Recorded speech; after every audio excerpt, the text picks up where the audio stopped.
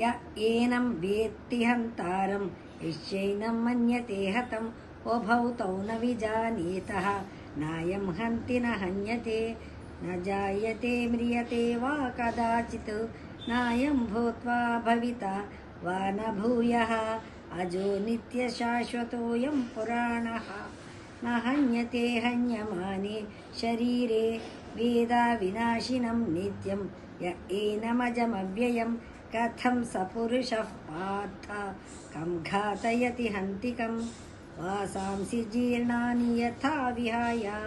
नवानि गृह्णाति नरोपराणि तथा शरीराणि विहाय जीर्णानि अन्यानि संयाति नवानि देहि नैनं छिन्दन्ति शस्त्राणि नैनं दहति पावकः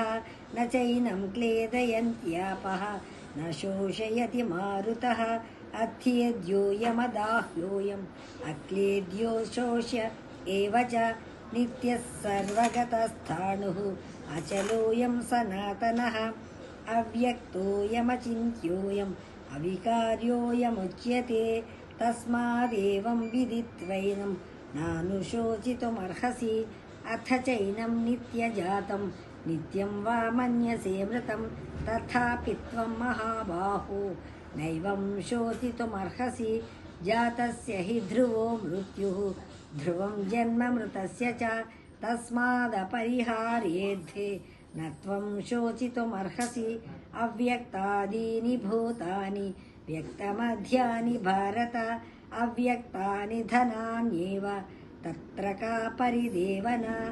आश्चर्यवत् पश्यति कश्चिदेनम् आश्चर्यवद्वति तथैव चान्यः आश्चर्यवच्चैनमन्यः शृणोति श्रुत्वाप्येनं वेद न चैव कश्चित् देहि नित्यमवध्योऽयं देहे सर्वस्य भारत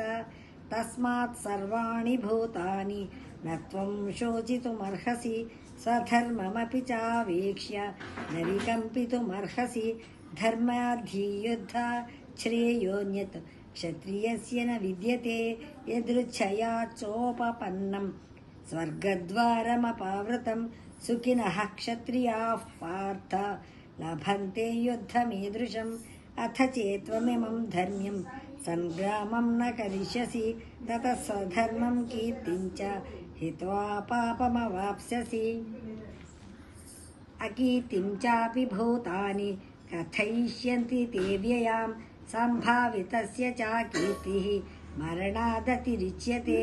भयाद्रणादुपरतं नंस्यन्ते त्वां महारथाः येषां च त्वं बहुमतः भूत्वा यास्यसि लाघवम् अवाच्यवादांश बहून् वदिष्यन्ति तवाहिताः निन्दन्तस्तव सामर्थ्यं ततो दुःखतरं नु किं हतो वा प्राप्स्यसि स्वर्गं जित्वा वा भोक्ष्यसे महीं तस्मादुत्तिष्ठ कौन्तेय युद्धाय कृतनिश्चयः सुखदुःखसमे कृत्वा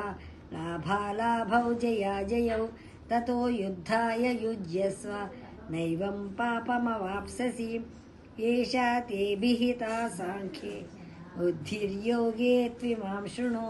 बुद्ध्या युक्तो यया पार्थ कर्मबन्धं प्रहास्यसि नेहाभिक्रमनाशोऽस्ति प्रत्यवायो न विद्यते स्वल्पमप्यस्य धर्मस्य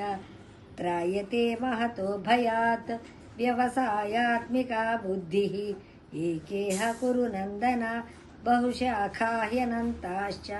बुद्धयो व्यवसायिनां यामिमां पुष्पितां वाचं प्रवदन्त्यविपश्चितः वेदवातरताः पार्थ नान्यदस्तीति वादिनः कामात्मानः स्वर्ग